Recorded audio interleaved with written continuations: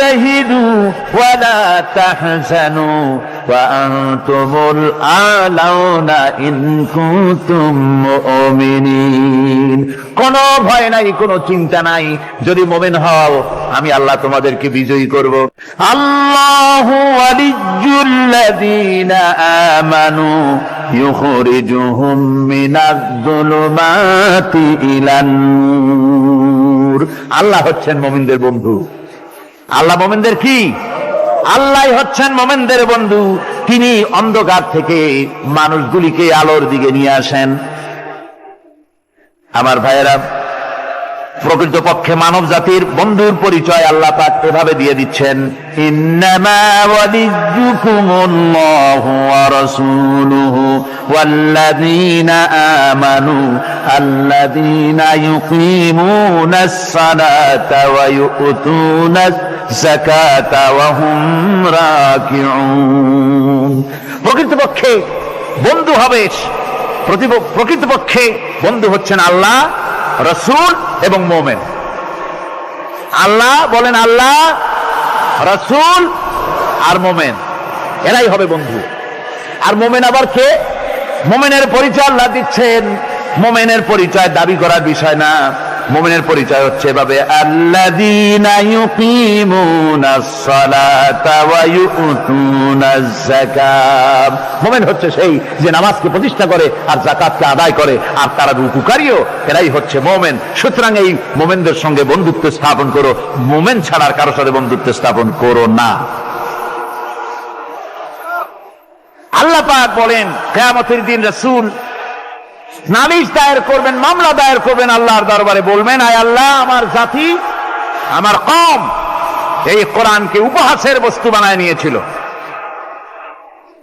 وَكَذَلِكَ جَعَلْنَا لِكُلِّ نَبِيٍّ عَدُوًّا مِّنَ الْمُجْرِمِينَ وَكَفَى بِرَبِّكَ هَادِيًا وَنَصِيرًا।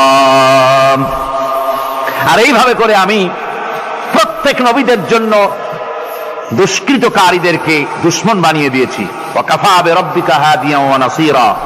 আর সত্য পথ প্রদর্শনের জন্য আর সাহায্য করার জন্য আমি আল্লাহ আপনার জন্য যথেষ্ট।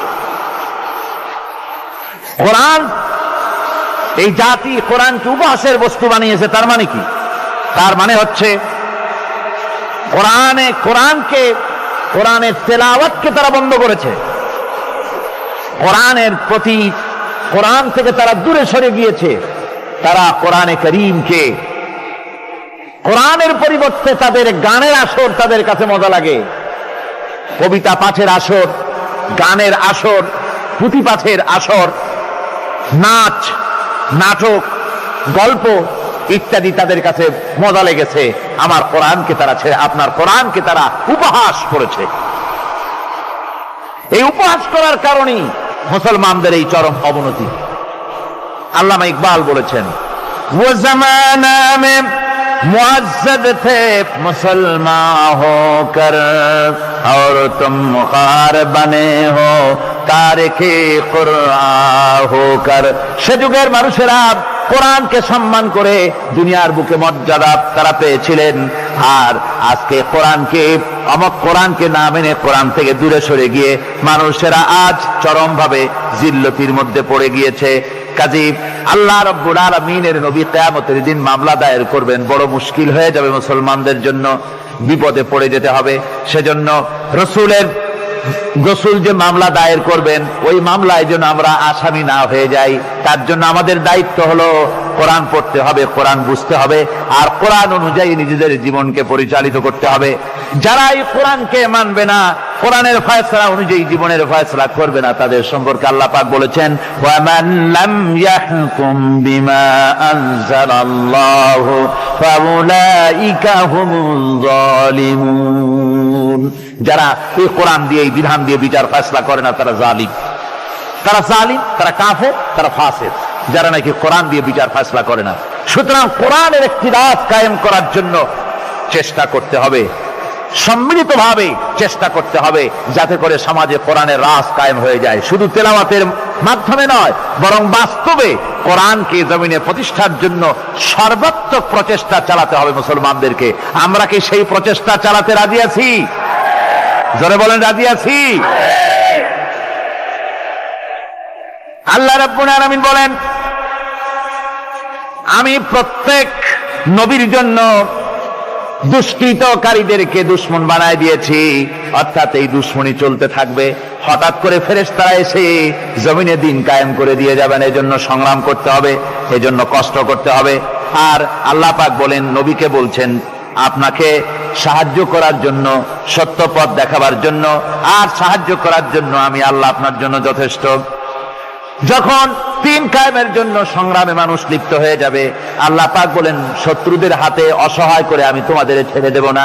ওয়া কানা হাক্কান আলাইনা নাসরুল মুমিনিন। মুমিনদের সাহায্য করা আমি আল্লাহর জন্য ওয়াজিব। মুমিনদের জন্য সাহায্য করা আল্লাহর কি হক। আল্লাহ বলেন, আমি মুমিনদেরকে সাহায্য করব, ভয় পাইও না। ولا تهنوا ولا تحزنوا وأنتم الأعلون إن كنتم مؤمنين। কোনো ভয় নাই, কোনো চিন্তা নাই। যদি মুমিন হও, আমি আল্লাহ তোমাদেরকে বিজয়ী করব। মুমিন হওয়া লাগবে। আর যদি মুমিন না হও, তাহলে বারবার মতো কাফেরের দেশ ভয় দেখাবে, ভয়ের সাথে চিত হয়ে পড়বা। বুঝলেন? ঈমান যদি থাকে, ঈমানের মজবুতি যদি থাকে, তাহলে মুসলমান লড়াই করে এসেছে, ইতিহাস দেখিয়ে এসেছে। সামান্য কয়েকজন মুসলমান, আল্লাহ বলেছেন 10 জন যদি হও, 100-র উপরে আমি তোমাদেরকে জয়যুক্ত করব। সুবহানাল্লাহ। মুত্তাকি হতে হবে, সাবের হতে হবে। মুসলমান হলে তার তো ভয়ের কিছু নাই। সে লড়াই করে অস্ত্রের জোরে নয়, জনবলের, সৈন্যদের শক্তির জোরে নয়, সে লড়াই করে আল্লাহ রহমতের উপরে ভরসা করে, ইমানের জোরে। কিসের জোরে? ইমানের জোরে। এই জন্য মুসলমানদের সাথে যারাই লড়াই করতে এসছে, মার খাইয়া পলাইয়া কুল পায় নাই, মহাবীর দুর্বল সিংহের মতো পলাইছে। তাদের তার কারণ কি? যে ওদের চিন্তা হলো যে যদি মরি তো জাহান্নাম ছাড়া পথ নাই।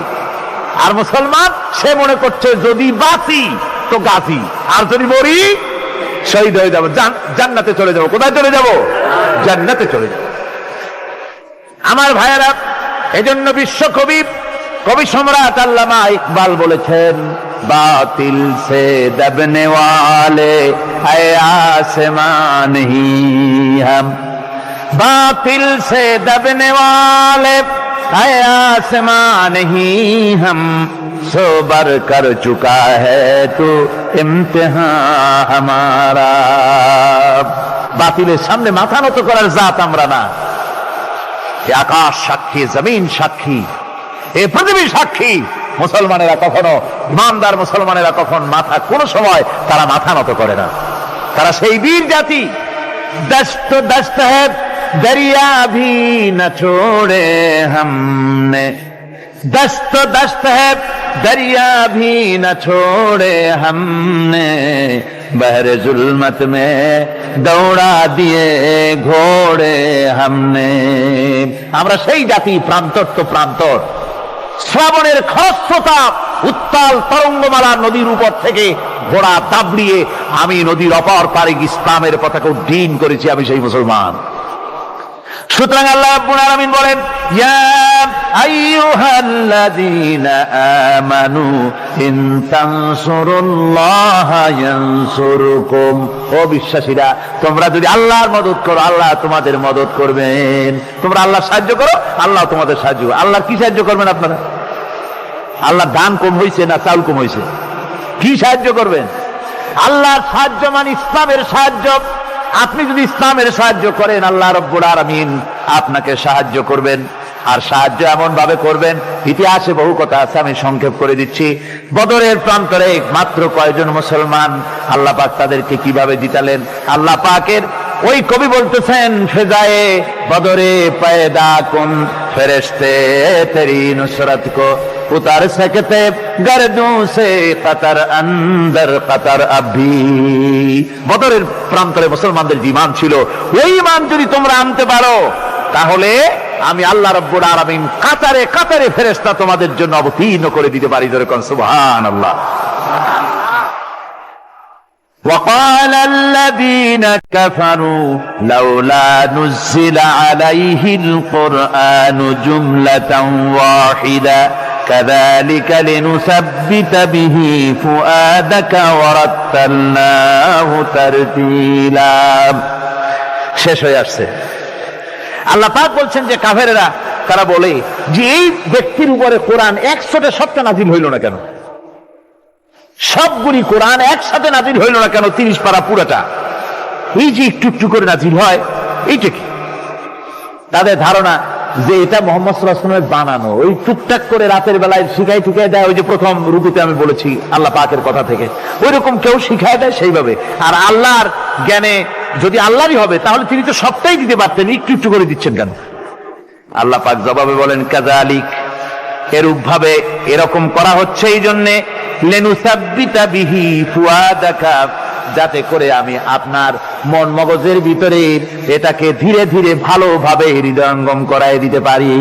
ওয়ারাত্তালনাহু তারতিলা, আর এইভাবে আলাদা আলাদা করে সুন্দর করে বিভিন্ন অংশে এটাকে আমি সজ্জিত করে দিয়েছি।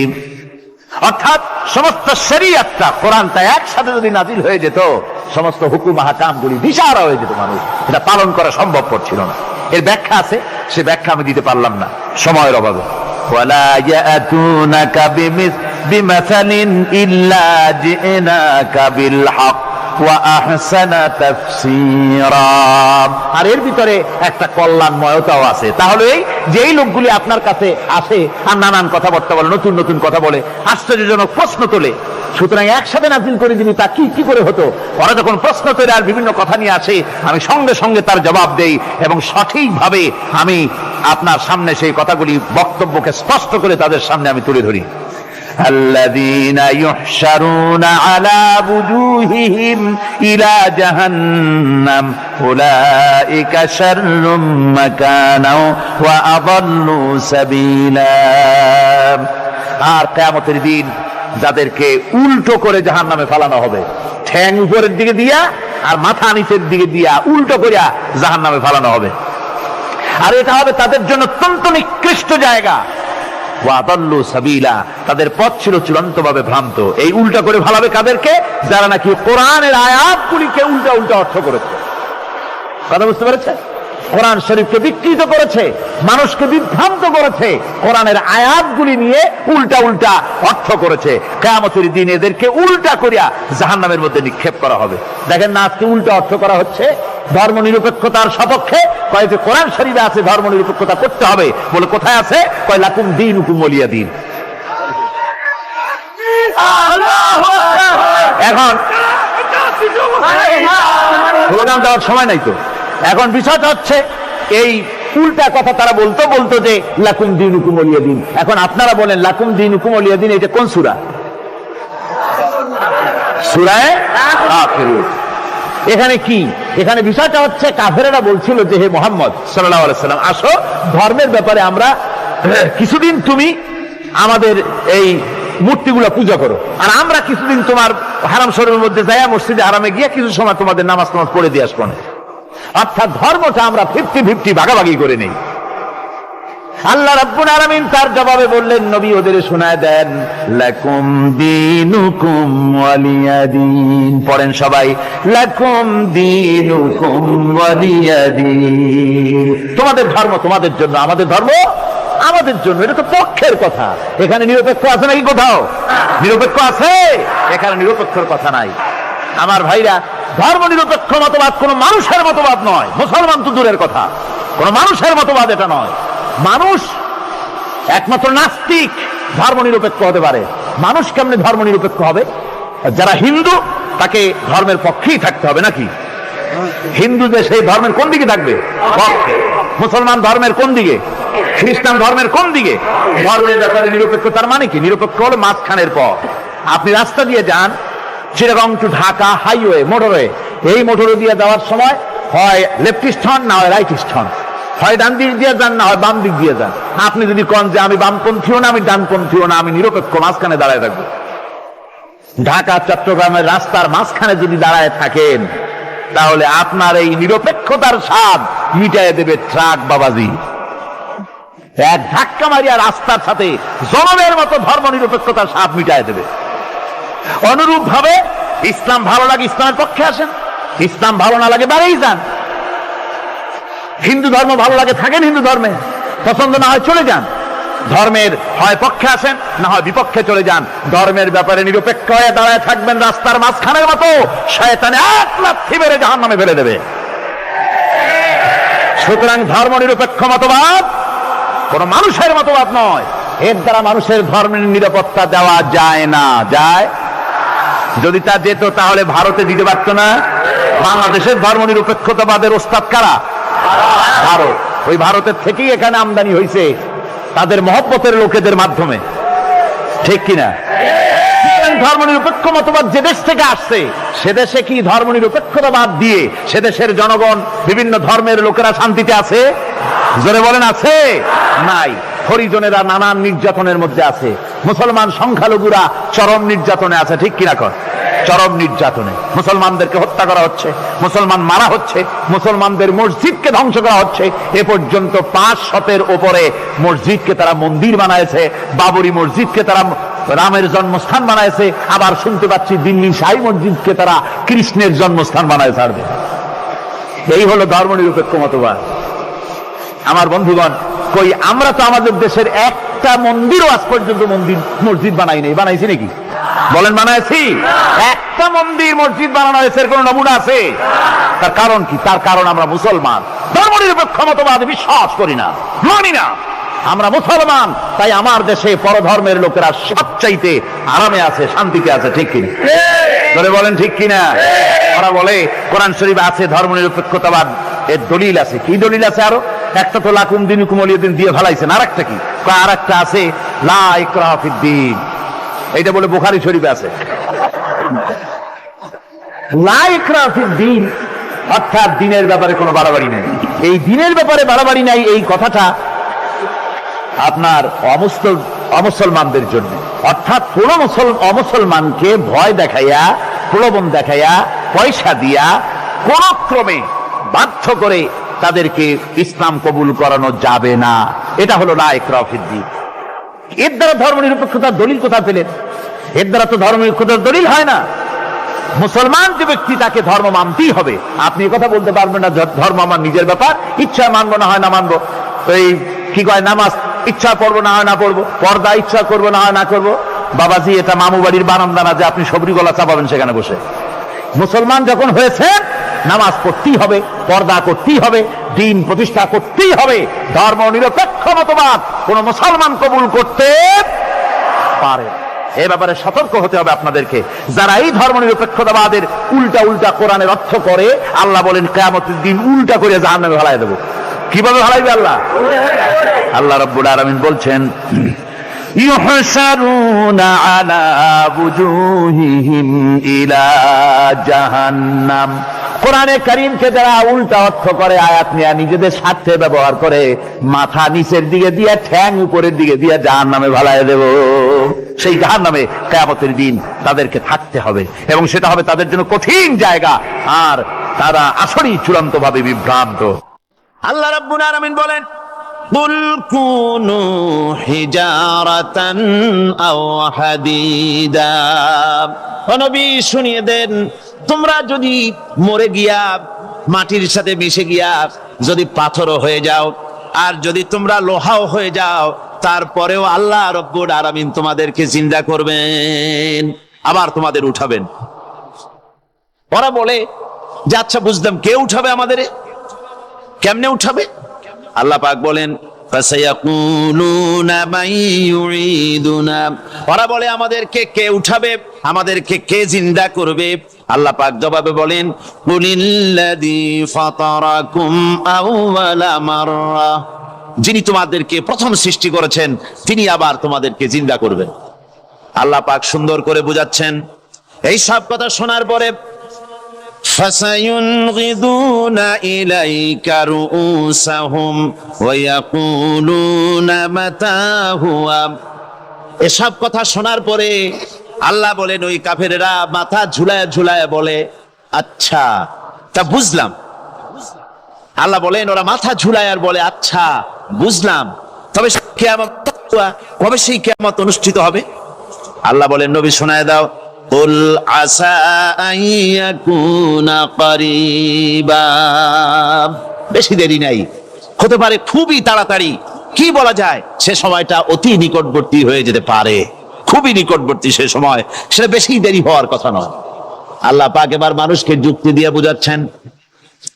কোরআনে কারীম মানতে মানুষ অস্বীকার করলে আল্লাহ ডান্ডার ব্যবস্থা করেন নাই। নবীজিকে বলেছেন, ইন্নামা আনতা মুযাক্কিরুন লাস্তা আলাইহিম বিমুসাইতির। ও নবী, আপনি একজন উপদেশক, উপদেশ দিয়ে যান। আপনাকে দারোগা করে বানাই নাই লাঠি চার্জ করার জন্য, পিটায়া মানুষ হেদায়েত করার দরকার নেই। মানুষকে বুঝান, যুক্তি দিয়া বুঝান। আল্লাহ নিজে যুক্তি দিচ্ছেন। আনতুম আশাদ্দু খালকান আমিস সামাউ বানাহা। ওই কাফেরেরা, তোমরা যারা পরকালকে অস্বীকার করো, তোমাদেরকে উঠাইতে পারবো না যারা তোমরা বলছো, তোমাদেরকে সৃষ্টি করা কঠিন না ওই বিশাল আকাশটাকে সৃষ্টি করা কঠিন? ওই বিশাল আকাশটাই তো আমি আল্লাহ সৃষ্টি করেছি, জোরে কোন সুবহানাল্লাহ। তত বড় আকাশটারে যিনি বানাইতে পারলেন, সে কথা বুঝি তোমাকে তৈরি করতে পারবে না? আল্লাহ পাক বলছেন, ফানজুর ইলা আসারি রাহমাতিল্লাহি কাইফা ইউহিল আরদা বাদা মাউতিহা। লক্ষ্য করে দেখো, এই পৃথিবীর মাটিকে আল্লাহ কিভাবে জিন্দা করেন, মুর্দা মাটি। এই মাটি চৈত্র বৈশাখ মাসে প্রখর রোদে মাটি ফেরে চৌচির হয়ে যায়। এই ফেটে যাওয়া চৌচির মাটিতে আল্লাহ পাক বৃষ্টির পানি দিয়ে এই মাটিকে, এই মৃত্যু মাটিকে আল্লাহ পাক যেভাবে জিন্দা করেন, ইন্না যালিকা লামুহিল মাউতা ওয়া হুয়া আলা কুল্লি শাইইন কাদির, সে আল্লাহ পাক তোমরা মরলে পরে আবার এভাবে জিন্দা করতে পারবেন। জোরে কোন সুবহানাল্লাহ। আমার ভাইয়েরা, আল্লাহ পাকের পরে বলেন, দেখো মৃত্যু জমিনকে কেমনে জিন্দা করি। আল্লাহুল্লাযী আরসালার রিয়াহা ফাতুসিরু সাহাবা ফাসুকনাহু ইলা বালাদিম মাইতিন ফাআহইয়ানা বিহিল আরদা বা'দা মাউতিহা কাযালিকান নুশুর। আমি আল্লাহ রাব্বুল আলামিন ওই সমুদ্রের নোনা পানিগুলোকে, সমুদ্রের লবণাক্ত পানিগুলিকে বাষ্পীয় আকারে উত্থিত করে মেঘমালায় পরিণত করি, আর এরপরে বাতাসকে হুকুম করি, বাতাস এই মেঘটারে টেনে নিয়ে যাও মুখ জায়গায়। মেঘ চলে এলো। আল্লাহ রাব্বুল আলামিন বলেন, মেঘ এবার বিন্দু বিন্দু করে বৃষ্টি বর্ষণ করে দে। আমার হুকুমে ওই পানিগুলি বৃষ্টি হয়ে বিন্দু বিন্দু হয়ে জমিনে পতিত হয়। আল্লাহ বলেন, এভাবে করে বৃষ্টির পানি দিয়া মরা জমিনকে জিন্দা করে দিয়া নববধূ গর্ভধারণের যেমন প্রস্তুতি নেয়, বৃষ্টির পানি পায়া মরা জমিন তেমন ফসল ধারণের জন্য প্রস্তুতি নিয়ে নেয়। সুবহানাল্লাহ বিহামদি। এইটা যেভাবে আমি করি, কাযালিকান নুশুর, এইভাবে করে তোমাদের কি কিয়ামতের দিন আমি জিন্দা করতে পারবো? কেমনে অস্বীকার করো? কাইফা তাকফুরুনা বিল্লাহি ওয়া কুনতুম আমওয়াতান ফাহইয়াকুম সুম্মা ইউমীতুকুম সুম্মা ইলাইহি তুরজাউন। কি করে তুমি আমাকে, আমি আল্লাহকে অস্বীকার করো? কুনতুম আমওয়াতান, তুমি ছিলে নিষ্প্রাণ, ফাহইয়াকুম, এরপরে আমি তোমাকে জিন্দা করলাম, সুম্মা ইউমীতুকুম, এরপরে তোমাকে আমি মৃত্যু করব, সুম্মা ইউহয়িকুম, এরপরে তোমাদেরকে আবার আমি জিন্দা করব, সুম্মা ইলাইহি তুরজাউন, এরপরে তোমাদের সকলকেই আমার কাছে ফিরে আসতে হবে। দেখেন না, আমরা যখন মানুষকে কবরে রাখি, কবরে রাখা তারপরে উপরে মাটি দিয়ে কি বলেন আপনারা? মিনহা খালাকনাকুম, পড়েন, মিনহা খালাকনাকুম ওয়া ফিহা নুঈদুকুম ওয়া মিনহা নুখরিজুকুম তারাতান উখরা। এ বান্দা, এই মাটি দিয়া তোরে তৈরি করা হয়েছিল, এ মাটির ভিতরে রেখে গেলাম, আবার এই মাটি থেকে আল্লাহ রাব্বুল আলামিন তোমারে জিন্দা করবেন। কিয়ামতের ময়দানে সকলকে উঠতে হবে সেখানে আল্লাহর দরবারে। আল্লাহ পাক বলছেন, বান্দা কেমনে অস্বীকার করো? ইন কুনতুম ফি রাইবিম মিনাল বা'স ফাইন্না খালাকনাকুম মিন তুরাব। পরকালকে যারা অস্বীকার করো, কিয়ামতে উঠতে হবে, এটাকে কিভাবে অস্বীকার করো? চিন্তা করে দেখো, তুমি নিষ্প্রাণ মাটি ছিলে, সেই মাটি দিয়েই আমি তোমাকে তৈরি করেছি। আবার আল্লাহ পাক মানুষকে আরো বুঝান, কিয়ামত আছে, পরকাল হবে, আল্লাহর দরবারে উঠতে হবে। আলাম ইয়াকুন উতফাতাম মিন মানিজ্জিন ইউমনা, তুমি কি মাতৃগর্ভে নিক্ষিপ্ত এক ফোঁটা পানি ছিলে না? সুম্মা কানা আলাকাতান ফাখালাকা ফাসাওয়া, এরপরে তোমাকে মাংসপিণ্ডে, জমাট রক্তে মাংসপিণ্ডে পরিণত করা হলো, এরপরে তোমাকে সুন্দর করে তোমাকে সুগঠিত করা হলো। ফাজআলা মিনহু যাওজাইনি যাকারা ওয়াল উনসা, এরপরে মাতৃগর্ভের ভিতরে আমি এটাকে পুরুষ বানালাম, কন্যা সন্তান অথবা পুত্র সন্তানে পরিণত করলাম। এইটা যে পেরেছে, যিনি পেরেছেন, আলাইসা যালিকা বিকাদিরিন আলা আইয়ুহিয়াল মাউতা, সে আল্লাহর পক্ষে কি সম্ভব নয় যে তোমার মৃত্যুর পরে তিনি আবার জিন্দা করতে পারবেন? কি বলবেন, কি বলেন, সম্ভব না? তিনি পারবেন না? নিশ্চয়ই তিনি আবার কিয়ামতের মাঠে আমাদেরকে হাজির করতে পারবেন, এতে কোনো সন্দেহ নাই। আল্লাহ পাক সেই জন্য এখানে বলতেছেন যে ওরা বাল কাযযাবু বিসসাম, ওরা আসলেই পরকালকে অস্বীকার করেছে। আপনি যে নবী, এতে কোনো সন্দেহ নাই। আপনি খানা খান, আপনি বাজারে যান, এটাই মূল আপত্তির বিষয় না। মূল কথা হলো তারা পরকালকে অস্বীকার করেছে।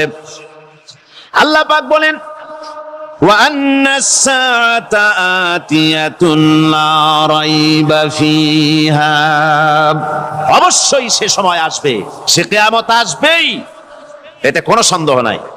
وَأَنَّ اللَّهَ يَبْعَثُ مَن فِي الْقُبُورِ, আর আল্লাহ পাক তিনি কবরের মধ্যে অন্তর্হিত যা কিছু আছে সবাইকে কিয়ামতের দিন আল্লাহ পাক ময়দানে উঠাবেন। কিয়ামতে আল্লাহর দরবারে সকলকে হাজির হতে হবে।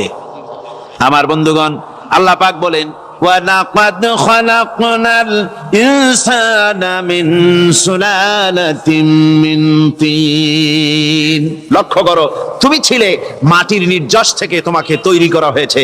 শুধু মাটির নির্যাস থেকে তোমাকে কোনো মডেল ছাড়া, কোনো ধরনের আদর্শ ছাড়া, কোনো ধরনের নমুনা ছাড়া তোমাকে সৃষ্টি করা হলো। সুম্মা জাআলনাহু নুতফাতান ফি কারারিম মাকিন, এরপরে মাতৃগর্ভের একটা অত্যন্ত সুরক্ষিত জায়গায় তোমাকে সংরক্ষণ করা হয়েছিল। সুম্মা খালাকনান নুতফাতা আলাকাতান ফাখালাকনাল আলাকাতা মুদগা, রক্তপিণ্ডকে, নাপাক পানিকে জমাট রক্ত করেছি, জমাট রক্তকে আমি আবার গোশত পিণ্ডে পরিণত করেছি। ফাকাসাউনাল ইযামা লাহমা, এরপরে সুন্দর করে চামড়া দিয়া, গোশত দিয়ে একটা আকৃতি তোমাকে দান করেছি। সুম্মা আনশানাহু খালকান আখারা ফাতাবারাকাল্লাহু আহসানুল খালিকিন, এরপরে সুন্দর একটা বিশেষ একটা আকৃতি দিয়ে তোমাকে আমি সুন্দর করে সুগঠিত করে তোমাকে তৈরি করেছি। সুম্মা ইন্নাকুম বা'দা যালিকা লামাইয়িতুন, এরপরে আমি আল্লাহ রাব্বুল আলামিন তোমাকে মৃত্যু দেব, অবশ্যই তোমাকে মৃত্যুবরণ করতে হবে। সুম্মা ইন্নাকুম ইয়াউমাল কিয়ামাতি তুবআসুন, এরপরে কিয়ামতের দিন আসবে, ওই বিশেষ মুহূর্ত আসবে, সেই নির্দিষ্ট সময় আসবে, ওই কিয়ামতের মাঠে আল্লাহর দরবারে তোমাদের সকলকে উঠতে হবে, কোনো সন্দেহ তাতে নাই। আল্লাহ পাক বলছেন وَأَعْتَدْنَا لِمَنْ كَذَّبَ بِالسَّاعَةِ سَعِيرًا, আমার এই পরকালকে, এই আখিরাতকে, কিয়ামতের দিনকে যারা অস্বীকার করবে, যারা মিথ্যা মনে করবে, আমি তাদেরকে জ্বলন্ত আগুনের শাস্তি তাদের জন্য রেখেছি। জোরে বলেন নাউজুবিল্লাহ। সেই কিয়ামত যে দিনটা আল্লাহ পাক মানুষের জন্য রেখেছেন, সেই কিয়ামতের অবস্থা বড়ই মারাত্মক। মানুষেরা তা জানে না। মানুষ যদি তা বুঝতে পারতো, জানতে পারতো, তাহলে মানুষেরা গুনাহের কাজ করতে পারতো না। আপনারা কি চিন্তা করেন, ওই যে কাফেরগুলি মক্কার জীবনে রাসূল পাক